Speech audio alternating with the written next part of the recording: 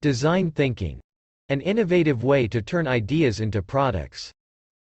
Questions that would be answered. What is design thinking? Why is design thinking important for fostering innovation within my business? How do I practice design thinking? Connect with me via WhatsApp, +234 703 247 4726, to get more interesting videos. Please, to support our ministry, remember to like the video, and also find it in your heart to subscribe to our YouTube channel and then gently tap the bell to turn on the notification, so as not to miss out on the next videos. Imagine you and a buddy are making a new roller coaster. You're both psyched, because you think coasters have gotten too boring, and that's a problem. You're also both super innovative and creative, so you've come up with a million cool coaster features that are anything but boring. We're talking dolphin dives, Dracula drops, and, of course, quadruple corkscrews. You're just about ready to mash all these fun features into one Radian ride. What's the best next step to proceed? Let's decide. Once you've hired the perfect team, how do you tap into your team's collective creativity and make stuff that works? You might try design thinking. Design thinking is the practice of mixing creativity and structure to solve complex problems. It's been used for everything from creating solutions for major societal issues, to redefining established companies in fast-changing industries.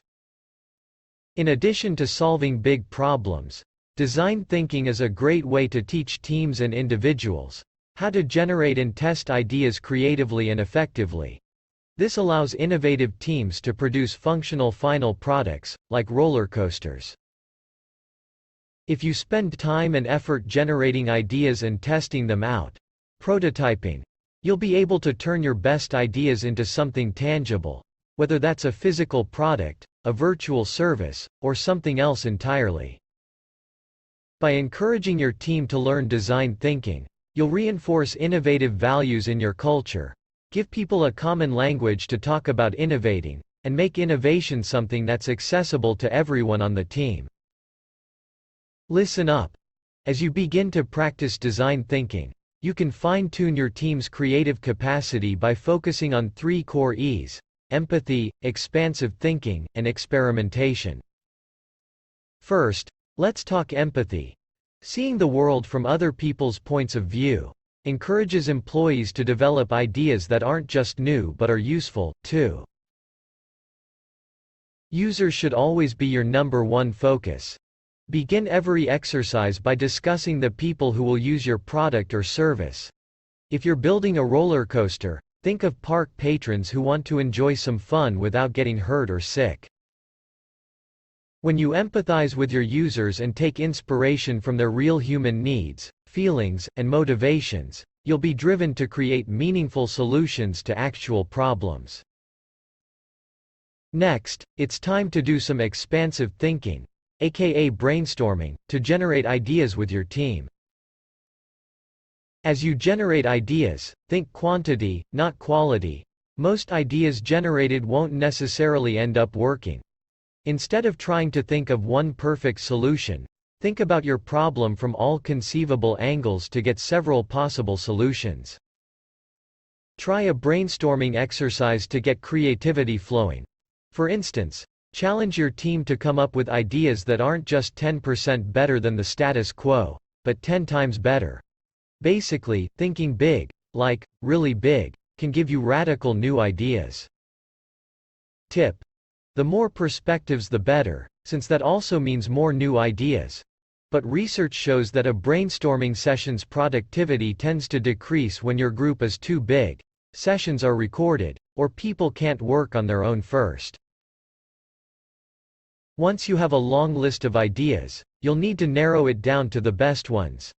This is where you begin experimentation, aka building prototypes. In the prototyping phase, you'll build an early-stage version of your idea, and test it out on a small group to see what actually works. Then, gather data to decide if it makes the most sense to move your idea forward, kill it, or tweak it. Decide based on the project how you'd like to prototype. For example, you can test a product internally before releasing it to the public, or release a new service in beta, to get feedback from people outside the company, before a wide release. Emotional support and constructive feedback are crucial at this stage, since you'll be examining the failures of your prototypes, in order to learn from them, and improve upon your product or service moving forward. Once you've gotten the hang of design thinking, put those skills to work by testing your next idea for a product or service in what's called a design sprint. Just like a regular sprint, a design sprint is deliberately fast-paced. Your team will go through several phases of prototypes in just a few days. This framework can reduce the risk of spending a bunch of time on one idea that might not even work. A design sprint has 5 phases. 1. Understand. 2. Sketch. 3. Decide. 4. Prototype. And 5. Validate. First, in the understand phase, you and your team map out the problem you're trying to solve, so that everybody's on the same page. Next, you sketch, aka brainstorm a broad range of ideas and narrow it down to a select group. Once you've narrowed it down, decide as a team which ideas are actually worth testing. Then, you're ready to prototype. Build only what you need to test your ideas, in a very short amount of time. Finally, validate. See how live users interact with your team's ideas, and hear direct feedback from your target audience. Do this now. How will you know when you're ready to move on from the brainstorming phase to prototyping? Let's create a checklist to help you evaluate future brainstorms. Let's do it.